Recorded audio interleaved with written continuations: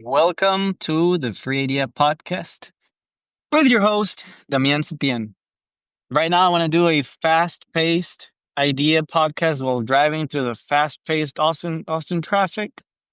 And got a couple ideas that I've talked about before, a couple new ones. And I just want to go over some of the ideas that I've been writing down for a while. Starting with the first one, I'm just going to read them and see what it is. Drones with cameras for games like soccer, hockey, basketball, NFL. They could get some really cool pictures or videos with for live TV. Next one is going to be a drone show for any game out there like soccer or NFL where it's an open space. You could do a small one inside a basketball court. And oh boy, let me see this traffic right here. Oh, this sucks right here. These cars are a little bit Wild West.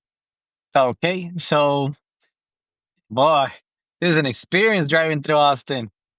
Either the way that they open the gates, everybody at the same time. It's like everybody gets off work at the same hour because it's always the same hour. Okay, now that I'm parked, so a drone show, yeah, just like those that they do from with China, where it's a cool, I don't know, robot dancing but made out of drones. Flexible screens, some socks for cheerleaders with cool animations or cool colors for the shirts. I've seen shirts that have electronics LED signs. They cannot get wet because they're electronic, and I don't know how you wash them, but I've seen that exists, and that's a cool idea for somebody who's selling hot dogs, so you can see them easier, or maybe just a hat with lights, something like that. But maybe not too crazy, so it doesn't distract from the game. Like a shirt is nice. And for the chillers, some socks with lights would be cool if they change colors with the dance. Another one is just a phone app for the NFL or any kind of sport like soccer and basketball where you can type the number in the back of the player and you can read a little summary about that person. So if you see player number 27, you hit that number and it tells you like a summary of his name, scores, maybe a little biography of where he comes from, how long he's been playing. So something nice. This is aimed at people that are not aficionados but would like to get more into the sport, like casuals. I can just look some names while you wait for the game to start or to get fun. It could be Wi-Fi, not Wi-Fi, but instead of using LTE phone line, it could be offline. So you download information about the game prior to going, or it downloads it automatically for you because he knows that you're going that way. And that way you can access it because usually in those places, there's so many phones and so much metal above you that the signal doesn't really arrive to your phone. It's problematic. Let's go here. What is this? Full body experience for NFL players who, when they get hit or catch a ball, the phones of the bystanders vibrate so that they can feel immersed into the game.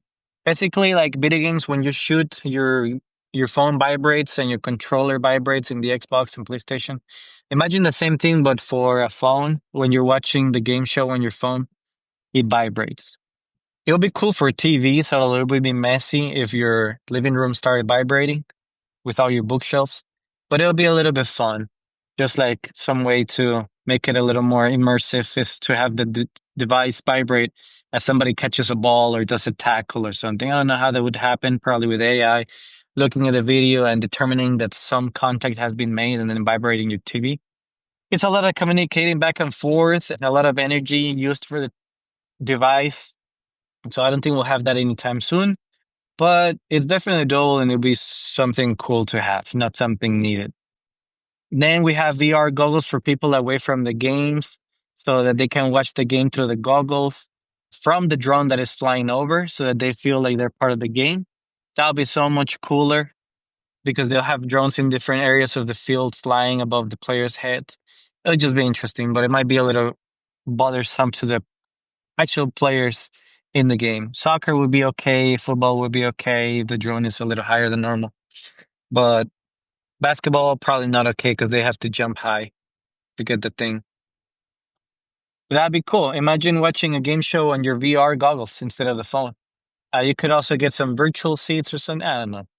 Well, you get the idea. But you watch through the camera. Let's not have actual seats because what's the point?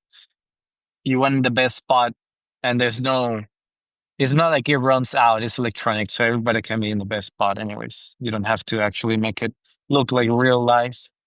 Let me merge right here on this left lane of all these people because there's a lot of people. And then let's do another left lane merge, and we're good. Perfecto. Monteto.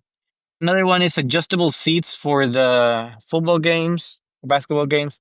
I've never been in one, so I don't know if they adjust, but I imagine they don't. There's probably a reason to avoid fights between people that, they don't have leg room and they want to cramp up a lot of people in there. But let's face it, we're all getting older and there's no more children coming into the world. So we're going to need recliners. So y'all better start making some seats with recliners because your population is going to get there eventually. And there's no more young people getting into those games. Just the old people now. Young people are into video games and online games. Now we have seats with proximity arrow from phone, like fine on my iPhone. So you take out your phone. Sometimes it's difficult to look at the numbers C14, K13. So you just take out your phone with your seat, and every seat has like GPS device where when you use your phone, it has an arrow that tracks and points towards the seat. That'd be really cool. Very expensive to make it happen, but very cool. The GPS could be under the seat or somewhere deep in the plastic with the screws, so nobody mess with it. But obviously, it would have to be replaced with batteries every once in a while, so it's cumbersome. Kind of like the Apple AirTag for every one of those seats. How about an app that scans food labels and tells you if your diet follows that? So it'd be kind of cool if you have a diet app, you scan the barcode of, let's say, some chips, and it tells you, whoops, these chips are not good for you because you're gluten free and these chips contain gluten. Oh, these chips contain some fish products, so you cannot eat it. This protein bar contains eggs, so you can't eat it in your diet that you requested me to follow. So it'd be just a little trinket. It could be already happening, but if it isn't, that's a good idea. There's another one. A YouTuber traveled back in time to try the first McDonald's or the first soda or whatever the first. That'd be just such a fun content idea. It's not gonna happen, but because there's no travel time, but you could do it a mock one where you kind of fake it that you have traveled back in time into, let's say, the Islanders. What are the Vikings? You could make like a fake set that you're in a Viking era and you're out there trying their meat and bread and lifestyle. And it'd be just a fun, silly thing. Mostly like fiction. It's a fiction thing. But you could make it a little more educational if you actually hire people that do proper research of what would one find during those times, like what type of clothing and food and activities one would do. You create a set around that, and then you have like your typical YouTuber that you invite, and then they're like going all crazy about all the things that they see as in first person, as if they're living through the actual year. So it'd just be fun and silly. How about a time travel machine used for YouTube content that does not affect our timeline? It's kind of like the same thing I said, but more story wise, as in what if. But I think that it's already, it'll be funny for some thumbnails. I traveled back to the year 1500, and you cannot believe what I saw. Those clickbait titles. I traveled back to Jesus' time, and you wouldn't believe what he told me. Let me keep going. How about an injection of glowing material that shows the veins? These might already be happening in hospitals, and it might be toxic, so probably that's why it hasn't been done. But yeah, imagine injecting something and you see all your veins. I know there's like a device where you can flash your arm and it shows all the veins in your arm. I don't know what that device is or if it's currently being used, but it's pretty cool. It's kind of like an X-ray, but for your hand health. You don't need like something too sophisticated for it, but it's pretty cool. And it will help you find your veins to put the needle on. Pretty good for nurses in training. Then we got scanner light that shows the veins and organs too. I don't know if we have that, but that'll be pretty cool just for funsies. How about an X-ray for organs? I don't know if we have that. We probably do. Probably an MRI or something. But wouldn't that be fun? Imagine some glasses that could see organs. You'll be like Superman, where he can see the heart. And you'll just look at your organs and be like, wow, I didn't know that heart was bigger than normal. Of course, because I'm a kind person. Then Another idea is that bank apps need to improve immensely. I was in Germany once and I had the bank app from Germany, and it was beautiful because it showed graphs whenever you like about your spending and your earning, how much you put in and how much it goes out. You had graphs that said which month you had more, which month you spend more. And it was super sophisticated and easy to use, very responsive. It had graphs in circles. Money in the middle was very fun app looking thing that somehow the US misses for some reason. They don't have that.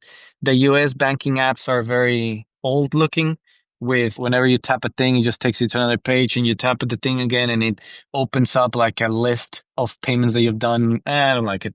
There's more fun way to do it. How about Tesla chargers at a movie theater? Like outside a movie theater, that makes sense. You charge your car and you watch a movie. Both take a long time, so makes sense. How about movie theaters that are outside or just charger areas where you can watch Netflix? But the difference is it has like a freaking goddamn ceiling or roof for the sun to not get cooked while charging your car. Something's so easy that anybody could implement, but it costs money. And for some reason in America, they never get roofs right. The roofs in here never give you shade. They always give you shade like 30 meters ahead of you or behind you, but never where you're actually sitting down.